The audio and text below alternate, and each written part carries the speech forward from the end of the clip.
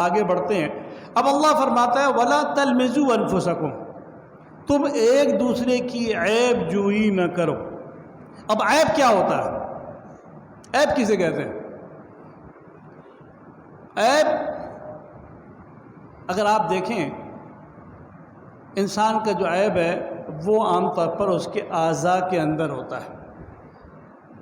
کوئی شخص مادرزاد اندھا ہے، یہ اس کے لیے عیب ہے۔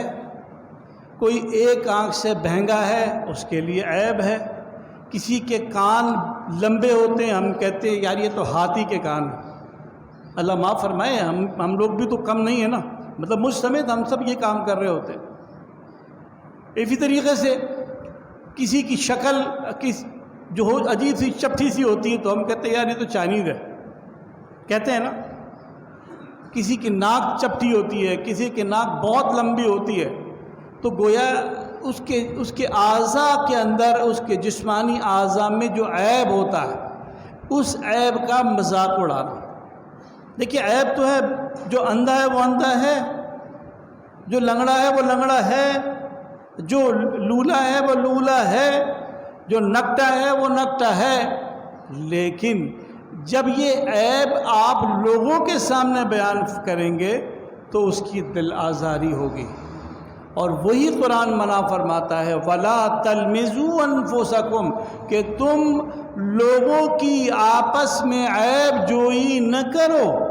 کہ جب مجمع میں بیٹھے ہیں تو آپ آواز دے کے بولتے ہیں اے کنکٹے، اگلا حکم بھی اس کے آگے، لیکن یہاں عیب بیان کیا، یہ تو کانا ہے، یہ تو اندھا ہے، یہ تو لنگڑا ہے، یہ لولا ہے، اور نہ جانے کون کون سے جناب عالی آپ اس کو کہتے ہیں۔ تو قرآن نے فرمایا کہ وَلَا تَلْمِزُوا أَنفُسَكُمْ، کہ تم آپس میں ایک دوسرے کی عیب جوئی مت کرو، اس کے عیب کو بیان نہ کرو، یعنی اس کی موجودگی میں اس کے منہ پر اور لوگ بھی ہوتے ہیں، جب آپ بیان کریں گے دل آزاری ہوگی۔ اور پس پردہ ایک حکم اور بھی ہے۔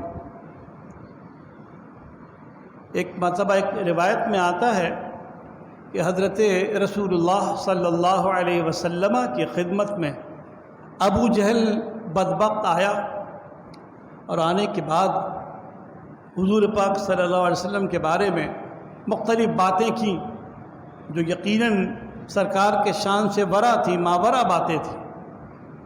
آقا دو جہاں صلی اللہ علیہ وسلم نے فرمایا جس کا خلاصہ یہ ہے کہ تو نے صحیح کہا۔ صدیق اکبر رضی اللہ عنہ سے برداشت نہیں ہوا، آپ نے حضور کی بے حد و حساب تعریف فرمائی۔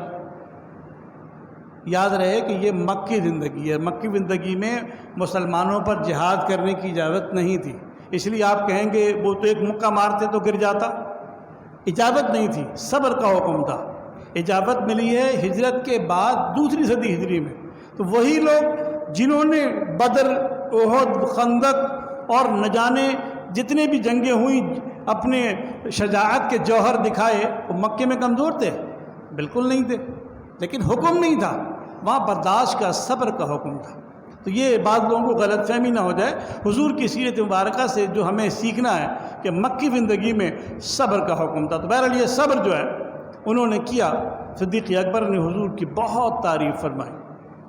جناب رسول اللہ صلی اللہ علیہ وسلم نے اس وقت ارشاد فرمایا، خلاصہ عرض کر رہا ہوں اپنی زبان میں، کہ ابو بکر تم نے سچ کہا، او کما قال۔ تو بڑا تعجب ہوا کہ ابو بکر تو جو کہہ رہے ہیں وہ تو سمجھ میں آتا ہے کہ ٹھیک کہہ رہے ہیں، لیکن ابو جہل تو ٹھیک نہیں کہہ رہا تھا۔ تو جواب کیا دیا گیا کہ دراصل میں آئینہ ہوں، اور اس آئینے میں ابو جہل نے اپنی شکل دیکھی ہے تو اپنی برائی کی ہے، ابو بکر نے اپنی شکل دیکھی تو اپنی اچھائی بیان کی۔ تو مومن یعنی مشہور ہے کہ مسلمان کے لیے آئینہ ہوتا ہے۔ تو اب اگر کوئی شخص کسی کی عیب جوئی کرتا ہے، کسی کی عیب کو کھلے عام لوگوں کے سامنے بیان کرتا ہے، اور کیسے اس کی موجودگی میں بیان کرتا ہے، کبھی آنکھ کے اشارے سے، کبھی ہونٹوں کے ہلا کر یعنی زیر لب کہنے سے، اور کبھی ہاتھ کے اشارے سے، اور کبھی زبان سے۔ تو ان چاروں طریقوں سے جب وہ کر رہا ہے، یہ عیب جوئی بیان کر رہا ہے، تو یہ عیب جوئی کرنا، عیب کو کھلے عام بیان کرنا، اس کی موجودگی میں اس کے سامنے کرنا حرام ہے، منع ہے۔ اور یاد رکھیں کہ جب کوئی ایسا کرتا ہے تو پھر وہ بھول جاتا ہے کہ وہ آئینہ ہے۔ جب آپ کسی کی برائی کرو گے، جب آپ کسی کی برائی بیان کرو گے، اس کے عیب کو بیان کرو گے، تو وہ تو نہیں چھوڑے گا تمہیں، پھر وہ تمہاری برائی بیان کرے گا، پھر آپ کو برا لگے گا۔